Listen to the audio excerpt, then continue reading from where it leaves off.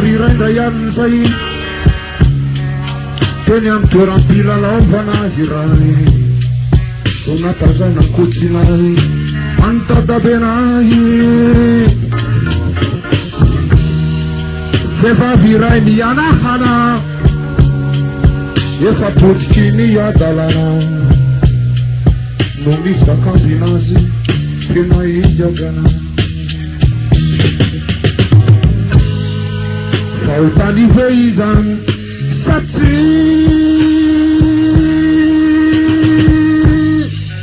sate iverina kilalao fity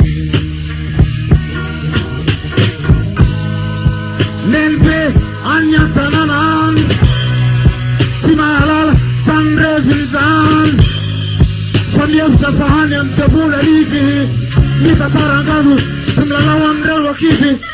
diso lehibe tary lehibe fahitadabenahy variny izayo manararota farany manony tantarany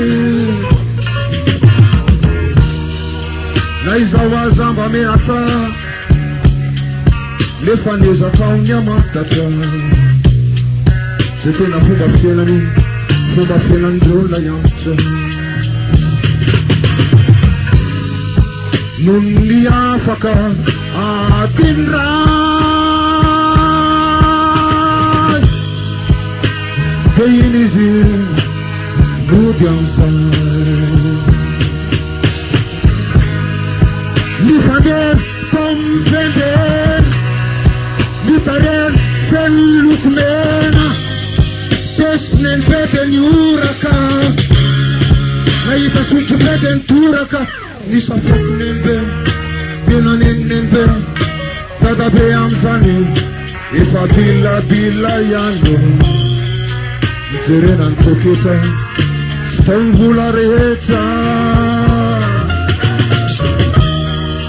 teny petraka ny fanotanina akaizany vola ny zaraina tranareny zaliny nymeny dadabe sady ny zaraina nonahina de mbola nampiny hoe sady ny zaraina nonarina ary de ny faranany tamy hoe ny ambony zaraina nonarina